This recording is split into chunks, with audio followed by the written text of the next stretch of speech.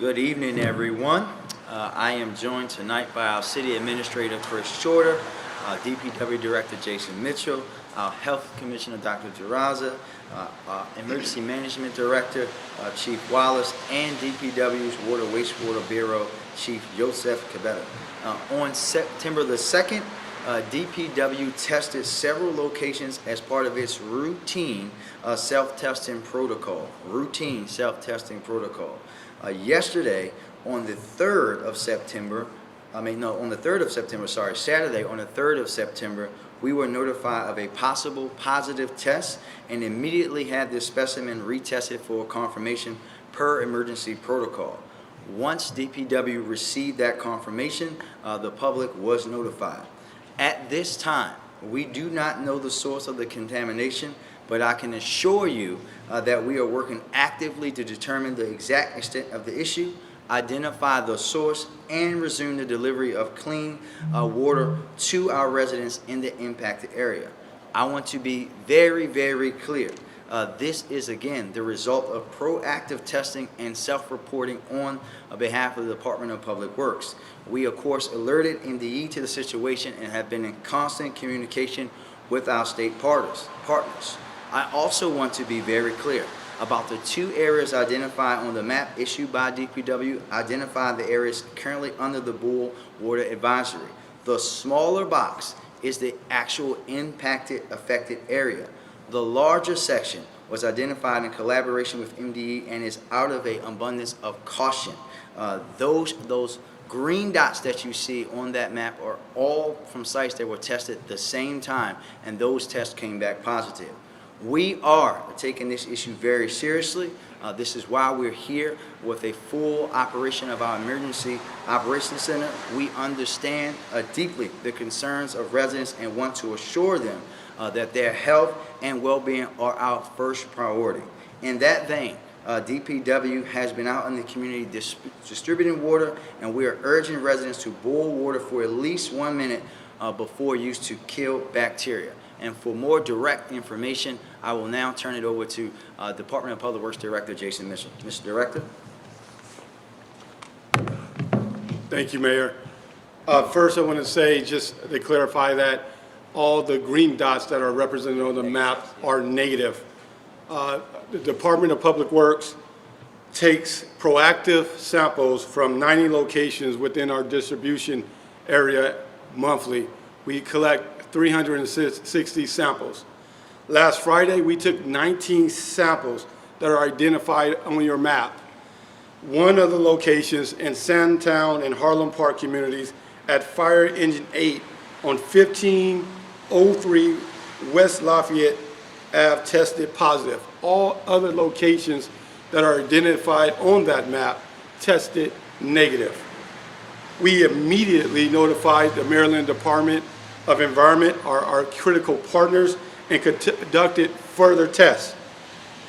On Saturday, we again tested positive when we've confirmed other future tests at police station on 1034 North Mount Street and 920 North Carey Street. Upon being made aware of these results, DPW began to investigate the cause. We are surveying and sampling other locations within the impacted zone, but we also are testing locations that are tested negative, but we want to retest them, and that work is commencing right now as we speak. We are identifying construction projects that may have caused potential impacts to our water system. We are performing leak detection in the area as well. We're performing lab checks and checking chlorine levels. We immediately began to work with our associated agencies with facilities impacted to ensure notification of employees and other staff, and community notification was sent out to the public. Our first and major concern is the public. Staff immediately mobilized distribution of water and canvassed the area to notify the public within those impacted zones. We are confident that these positive test results are not associated with our 3 water treatment plants. They are, and they have been operating within permit guidelines. In addition, by no means is this associated with any of our wastewater treatment. DPW proactively tests 90 locations and have a self-reported this issue in an abundance of caution to the public. Again, we thank you. And we're going to pass this off to Dr. Garza with the Health Department. Great, good evening. I just want to really reiterate what Mayor Scott has mentioned, what Director Mitchell has mentioned, that the health and safety of our residents is of the utmost importance. As such, as Mayor Scott mentioned, our key recommendation from a public health standpoint is to boil water for at least 1 minute. Again, boil your water for at least 1 minute. We know that boiling the water kills bacteria as well as other viruses. So if you live in that affected area, boil the water and cool it before drinking, brushing your teeth, washing any fruits and vegetables, preparing baby food and formula, making ice, giving that water to pets, washing dishes, and any type of food preparation. If you have stored water or stored drinks or stored ice, please discard that and again, boil the water prior to use. While we know it's generally safe to wash your hands with warm soap and water for at least 20 seconds, I will say out of an abundance of caution, use the approved or provided water supply. As Director Mitchell has mentioned, there are many locations offering water supply, so please take advantage of that. Other things to just be on the lookout for are potential signs and symptoms of possible E. coli infection. And so E. coli, while this is a germ that is common in our intestines, in some instances, depending on the type of E. coli, it can cause a more severe illness such as diarrhea, bloody diarrhea, fever. If you develop those symptoms or have concerns, please seek care from your healthcare provider. Again, please notify them that you live in this area and that you believe you've been exposed to this water. Again, final words, please boil your water before using it, as I just mentioned. Good evening. I'm Deputy Chief Wallace, Director of the Office of Emergency Management. The Office of Emergency Management, as well as our Emergency Operations Center, is fully activated and will remain such until the conclusion of this emergency. Our goal is to continue to coordinate city response as well as the assisting jurisdictions that are currently involved. Baltimore County, Anne Arundel County, Howard County are all providing assistance to us, as well as the Maryland Department of Emergency Management. We will remain active with our partners until this event is brought to a conclusion. Earlier today, we were able to set up a water distribution center, which was at Harlan Park Middle. At that time, we began providing clean water to residents impacted by the situation. Once on site, we worked with in excess of 12 pallets of water and distributed over 1,700 gallons of clean drinking water to those that were impacted. Tomorrow, thanks in part to a donation from Nestle, as well as assistance from our regional partners, we plan to be out at other sites in the city, which we will let you know tonight where those sites will be, but we'll also be again at Harlan Park Middle for further distribution. We will provide updates later on this evening as far as other efforts that we're coordinating and we're going to put forth tomorrow. The Office of Emergency Management, as well as all city agencies, remain committed to supporting Mayor Scott and the administration to assure that all residents will have access to safe drinking water until this matter is resolved. Thank you. Thank you, Chief. And now we'll take questions. Do you have any evidence that anyone has become sick from this so far? Not at this time. Mayor, we are hearing from the council member along with the union representative for the fire department members.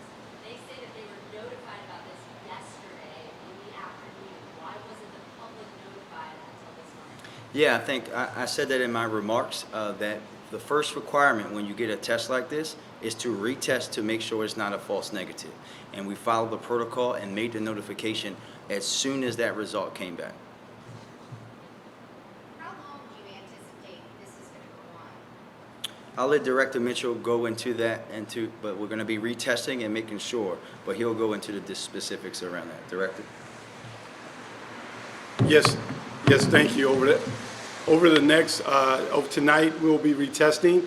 It takes about 24 hours for those test results to come back.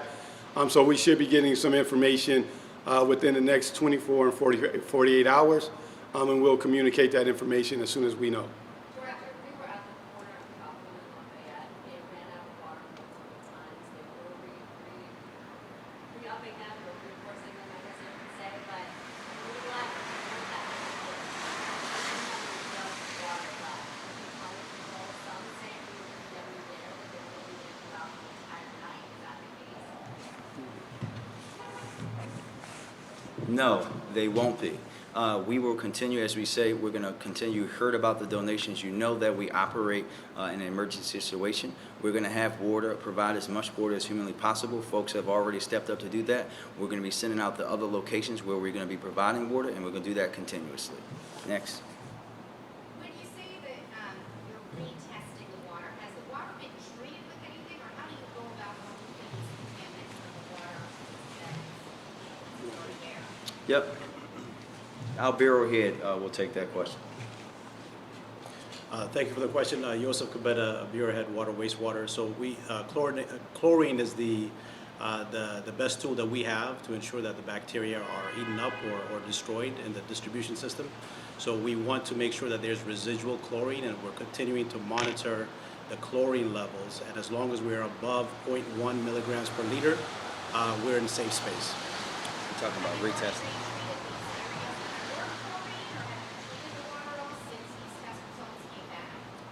So as Director Mitchell mentioned, the treatment happens at the treatment plants. And that treatment is according to standard. We test every 2 hours at the treatment plants. None of the samples have been out of spec. So when it comes to the distribution system, sometimes things happen, and you might have some introduction of bacteria. And in those cases, again, it's to increase the dosage of chlorine. When we retest, we'll see that increase in chlorine, and at the same time, we'll see a decrease in the E. coli and coliform levels. For those who are asking, is it safe to take a shower? If they had drinking water from a relative this morning in that area, what do you tell them? So I would certainly say if they had a drink of water to monitor for those symptoms I mentioned. If someone is going to develop an illness from E. coli, it's usually within 2 to 4 days following exposure. So monitor for fever, for diarrhea, for bloody diarrhea, for nausea, for vomiting. And certainly if those symptoms develop, to seek care from your provider and indicate this history of a known exposure. Showering is technically safe. Again, as long as you're not consuming the water. So we might say for little ones, for babies, or those that are more likely to ingest the water, to boil their water first. But adults, you can shower, you can wash your clothes in the water. Now, you guys say you test it every month, right? Testing. Last month, a month ago, tests normal